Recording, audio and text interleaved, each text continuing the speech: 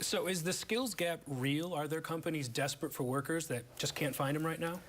So one of the issues with the skills gap, and the idea is not just that employers can't find qualified workers, it's the idea that sluggish job growth and economic growth is solely due to a failed higher education system. That idea itself has huge gaps.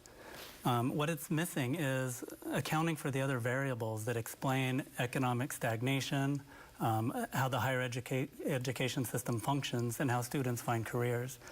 And one of the things that we found in our research is some of the things that it's missing are accounting for how employers hire and train their workers or not, accounting for the types of skills that are actually in demand in the labor market, not just technical competencies, but a whole host of other social, analytical, and intellectual skills. But perhaps most importantly, it's missing any accounting of classroom teaching in the way the curriculum and instruction, whether it's in a 2-year, a 4-year, or a MOOC, it is actually designed and delivered to students in ways that cultivate their competencies. And so I wish I could answer yes or no to whether or not there's a skills gap, but what we found in our research, and labor market economists have also found, is the basic assumptions underlying the statement of a skills gap are so flawed that we need to reject and retire the term and think in a far more nuanced fashion about issues facing higher education and the labor market. Oh, you interviewed people in the workplace, manufacturers and biotech people, and also educators. And what's interesting about some of the results is that the things they're looking for in employees go beyond just technical abilities. They want communication skills, teamwork, all the intangibles. That's right. And so when you read about the skills gap and hear it talked about by policymakers, one of the problems is it's rarely defined what precisely the skills are that are in demand. Often it's left unsaid. Sometimes it's assumed that they're technical skills only. But what we heard from business owners and HR professionals was that you're right, they want things like oral and written communication, critical thinking, teamwork, especially the ability to work across different cultural groups. As Wisconsin and the United States becomes more ethnically diverse, people are seeing more and more diversity within their workplaces, but an inability of people to cross some of those boundaries. But the thing that we heard that was most surprising was lifelong learning. Employers wanting people that had the desire and the ability to learn new things, new workplace procedures, new tasks, anything.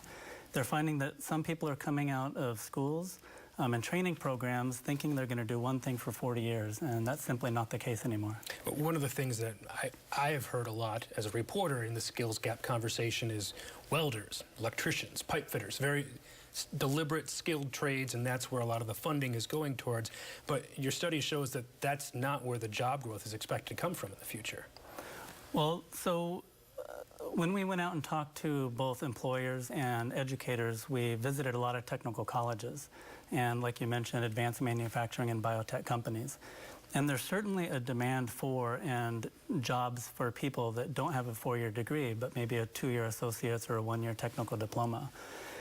One of the issues, though, is there's a pretty diversified labor market out there. And right now, about 23% of the Wisconsin labor market is for high skill and high wage jobs. And so one of the things that we and other researchers feel is that there also needs to be put more attention on some of those upper skill, upper wage jobs so that we can start to lift people out of poverty and increase the middle class. But that's not to say that attention shouldn't be paid towards the skilled trade. It's just that there's been an overemphasis on some of those at the expense of others. And this isn't just a Republican thing. I mean, Democrats at the federal level have had some of the same errors in your view in terms of where they place the emphasis on skills gap.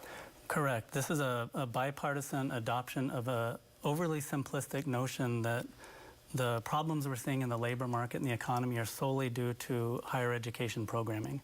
And what we feel both parties and policymakers and researchers across the political spectrum are missing is the centrality of teaching and learning.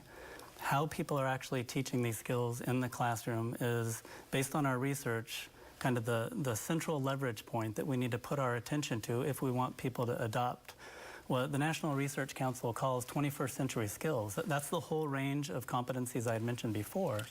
And the idea is that the workplace is changing so rapidly that if we don't give students these, wide range of skill sets, we're doing them a disservice. So what needs to happen? Is it just more money into the classrooms, into the schools? And give us a brief rundown of what needs to happen to change this.